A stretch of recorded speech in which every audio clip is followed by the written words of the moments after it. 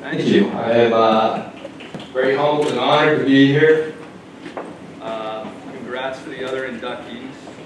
I thought it was pretty neat that my time spanned yours, and to be inducted with you guys makes it a little extra sweet. After finding out from Coach Sheehan that I was being inducted into the Hall of Fame, I started to think here and there about what I might say when the time came for me to speak in front of everyone. I had a couple talking points that I knew I wanted to hit, but I wanted something inspirational or something in true Jesuit fashion, philosophical, to tie it all together. It wasn't until I saw a quote from none other than Arnold Schwarzenegger that I knew I had. And no, the quote is not, "I'll be back," because the last time a lacrosse ball came within 20 feet of me, I sprained my neck, flinching in fear. And I still have nightmares of Danny Holdridge setting up from 8 yards out, ready to crank a lefty rip with time and room. The quote rather is this: "Call me whatever you want, but don't ever call me a self-made man." I thought this was very fitting because a lot of people helped me get here. Starting with my parents, who had a COVID contact and were unable to make it today. They gave me a ton of support growing up in each and every sport that I played. My dad didn't kill me after I gave up on baseball the season after he bought me a $200 mitt. And outside athletics, it was the same. Always encouraging and always there with sound advice. During my time at Lemoyne, they made almost every single game, making the 6-hour trip from New Hampshire look easy. I always enjoyed them in the stands cheering us on, and if I can provide my kids with the same opportunities, they'll be very fortunate. And then there was Coach Sheehan and his coaching staffs. Every one of them had a positive impact on my time at Lemoyne.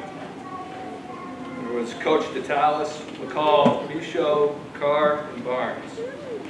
And let's face it, coaching young adults and having your career success metrics tied to their performance is no easy task. In fact, Coach Sheehan, I'm not sure how you didn't find a new career after having to deal with myself for 5 years and Rosecrans for what I'm sure felt like an eternity. The two of us may be the well-known, the two biggest know-it-alls in Lemoyne lacrosse history, besides, of course, Coach DeTalis.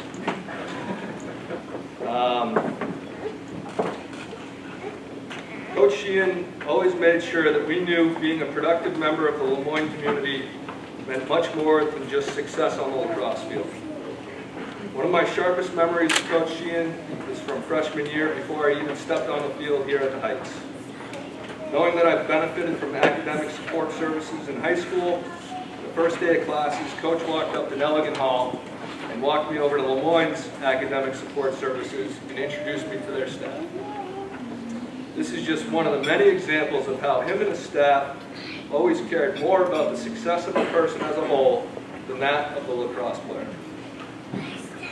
And of course, my job as a goalie was always made much easier with sound ball control offense led by Lemoyne greats Brandon Spillett, Ryan the Surgeon Lewis, and Mike McDonald.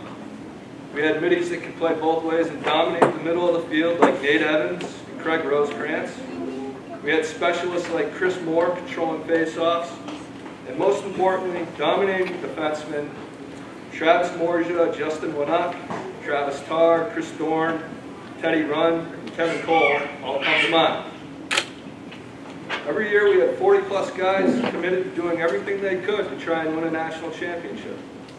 Every one of us was pushed by the teammate next to him. I couldn't relax as a goalie because there were guys on the roster ready to take my spot. Brandon Card, Ryan Fennell, and Doug McIver were great goalies. Even though these guys were competitors in practice, they were always the first to give me a fist bump during the game. Every year there were stretches of the season where our best competition was at practice. During these times we had great leadership from coaches, captains, and seniors helping keep our focus on our long-term goals. I'm very fortunate that this is my third time being recognized within the Hall of Fame. The first two were a result of team successes.